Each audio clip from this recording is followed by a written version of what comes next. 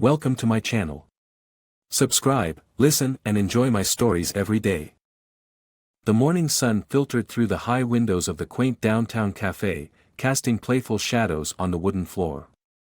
As I pushed open the glass door, the familiar scent of espresso and baked goods enveloped me, setting a comfortable stage for what I anticipated to be an exciting interview. I was there to meet Luca Romano, not just a famed soccer player known for his lightning-fast goals in the European leagues but also an old-school friend.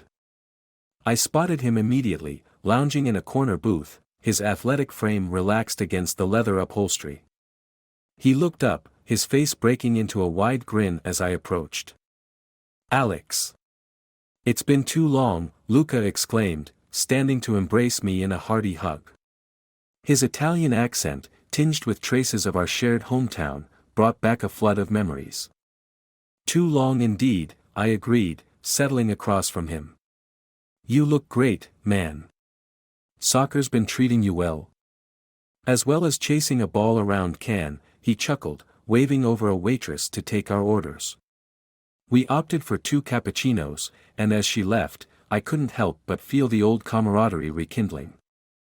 We exchanged stories about our lives, the teams Luca had played for, the cities he had seen. When it was my turn, I shared tales of my work, the travels, and then, inevitably, about my family. I pulled out my phone, flicking to a photo from my wedding just last year. "And this is Jenna," I said, handing him the phone. Luca's eyes lingered on the photo longer than I expected. A strange silence fell over him, and then, his expression changed, something unreadable flitting across his face. He handed the phone back slowly. "She's beautiful," he murmured, his voice a notch too neutral. "Yeah, she is," I replied, a swell of pride washing over me. But then I noticed his hesitance. "Something wrong?" He hesitated, his eyes meeting mine squarely. "Alex, I didn't expect this. I've been seeing someone recently, and she looks just like your Jenna." A cold, sinking feeling settled in my stomach. "What do you mean, just like Jenna?" Luca pulled out his own phone, scrolled through it, and placed it on the table, pushing it towards me. There, smiling back from a recent photo, was indeed Jenna, my wife, her arm looped through Luca's as they stood on some sunlit street in a city I didn't recognize. "This was 3 weeks ago in Milan," he added quietly. I felt the room spin slightly as I processed the image. 3 months, you said?" My voice sounded distant to my own ears. "Yes," Luca replied, his brow furrowed in concern. "I had no idea, Alex. I swear." The next few moments were a blur of emotions, a mix of anger and disbelief clouding my thoughts. But there, amidst the chaos, a plan began to form, as toxic and vengeful as the venom coursing through my veins. "We need to sort this out, Luca. Clearly, she's played us both." Luca nodded, his jaw set. "What do you propose?" I leaned in, lowering my voice. "Revenge, my friend. We make her feel just a fraction of what I'm feeling now." And so, as our coffees arrived, untouched and growing cold, we began to weave a plot of retribution, not knowing where it would lead us or what the end would look like. All I knew was that Jenna's betrayal wouldn't go unanswered, and with Luca by my side, the game had just begun. As the plan unfolded, Luca and I knew we needed more information and possibly more allies. Our next step was meeting Mia, a mutual friend who worked in digital forensics. We arranged to see her at her office downtown, a place buzzing with screens and gadgets, the air thick with the hum of servers. Mia greeted us at the door, her expression turning quizzical as she took in our grim faces. "This doesn't look like a casual visit," she remarked, leading us into a small conference room. "You could say that," I replied, and without preamble, we laid out everything, Luca's relationship with Jenna, the wedding photo, and our suspicions. Mia listened, her brow furrowed, then leaned back in her chair. "You want to know if she's cheating, right? If there's more?" "Yes," Luca interjected, "and if there are others involved." "Okay, I can look into her digital footprints, emails, socials, everything. If she's slipping, I'll find it, Mia said, her fingers already tapping on her laptop. We left her office with a plan. Luca suggested we keep close tabs on Jenna in the meantime. I can act the doting boyfriend, see if she slips up in person, he offered. And I'll play the oblivious husband a bit longer, I added, the role leaving a bitter taste.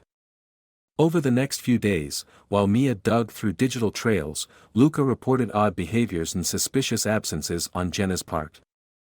She mentioned a weekend getaway for a work conference, which didn't sit right. Mia's findings confirmed our suspicions. Jenna had booked a romantic suite, for two, under a pseudonym. The revelations were damning, but they also brought a new player into the light. Mia uncovered frequent calls and messages to a number we didn't recognize. A quick dive revealed it belonged to none other than Trent Donovan, a smooth-talking real estate mogul known for his less-than-ethical dealings in town. Armed with this information, we confronted Jenna indirectly about her weekend plans. I watched, heart sinking, as she lied smoothly, her eyes not betraying a hint of deceit. That's it then, I said to Luca later. We bring Trent into this. See what he knows about Jenna's games. Luca nodded, his face hard. I'll arrange a meeting with him. If he's in on this with her, he'll want to know his little secrets out. The next day, we found ourselves in the sleek, modern lobby of Trent's office building, a place that screamed luxury and betrayal. As we rode the elevator up to Trent's office, I felt the weight of the upcoming confrontation like a physical presence.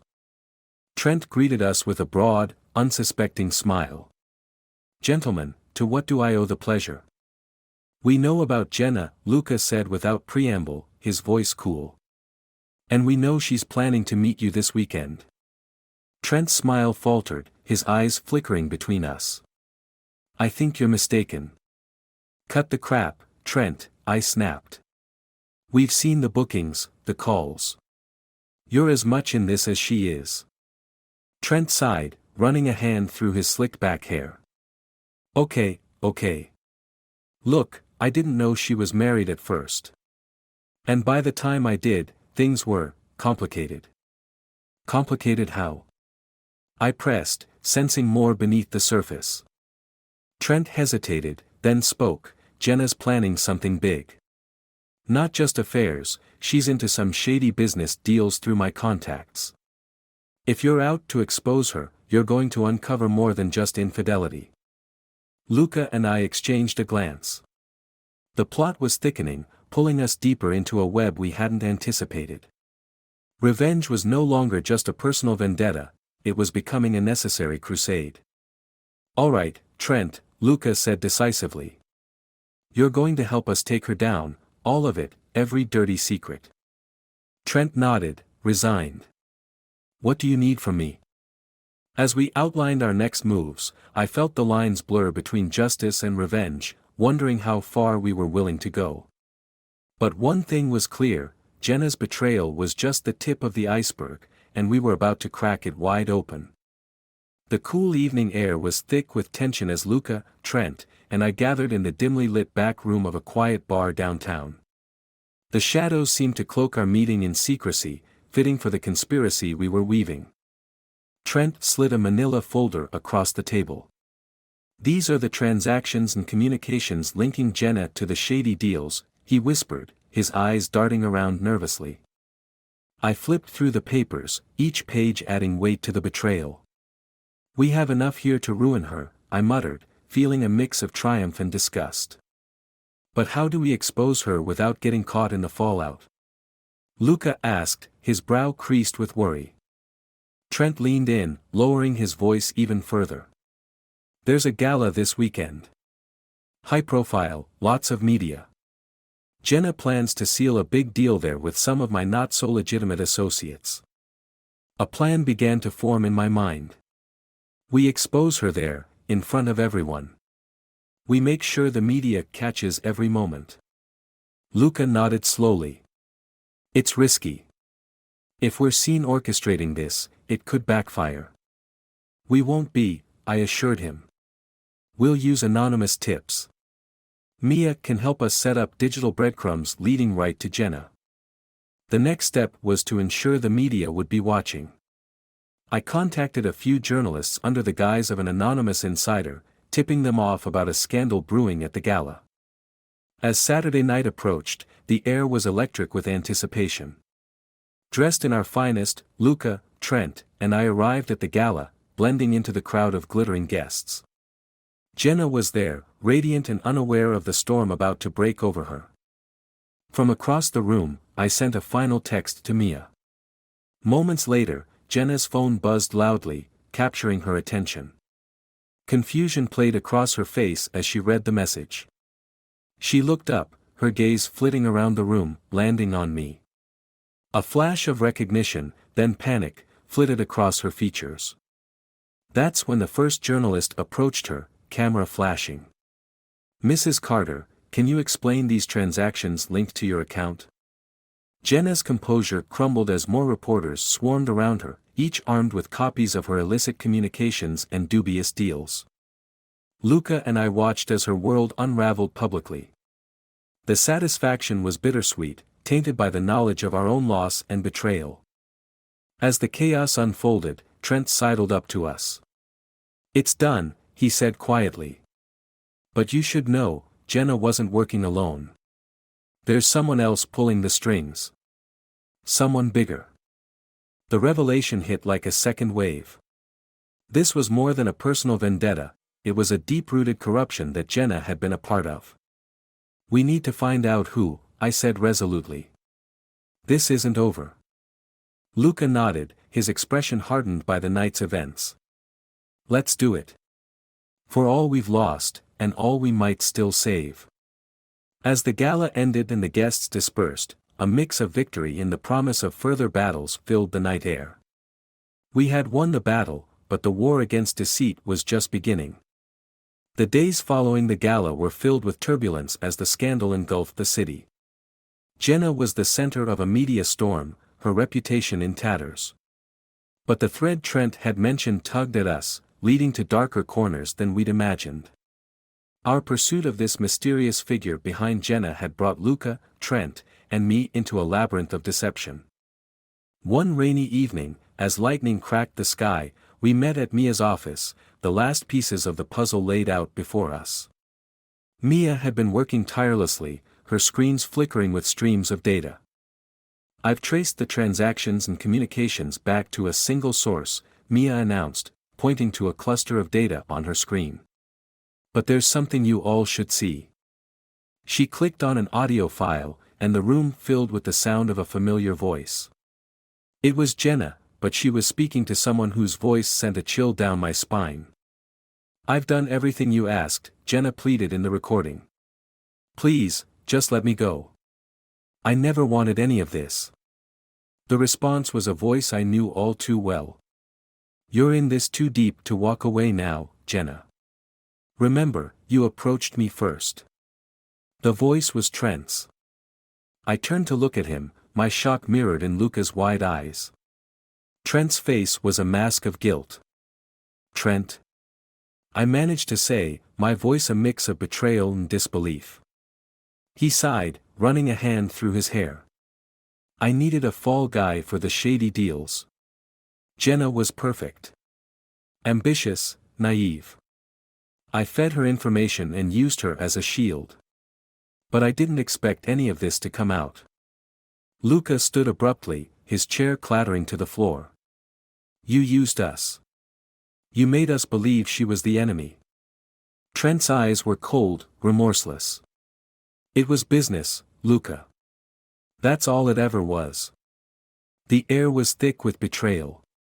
I felt a profound disgust, not just at Trent, but at myself for being so easily manipulated. Mia called security, and as they escorted Trent out, he didn't resist. His last look was one of indifference, a sharp contrast to the chaos he had caused. With Trent gone, the truth laid bare. Luca turned to me, his expression unreadable. "Alex, I can't do this anymore. All of this was too much. I can't trust anyone anymore." I nodded, feeling the weight of his words. I understand, Luca. Maybe it's best if we go our separate ways. Too much has happened. We parted that night under the heavy rain, the echoes of our shared past washing away with the storm. Jenna, cleared of the deeper crimes but still guilty of infidelity, reached out to me days later, begging for forgiveness. But some betrayals were too deep to forgive. I filed for divorce, cutting all ties with Jenna. My last act was to block her on all social media, a definitive end to a chapter one wanted to forget. Months later, I moved to another city, a place where no one knew my story. The pain of betrayal lingered, a scar that reminded me of the cost of trust.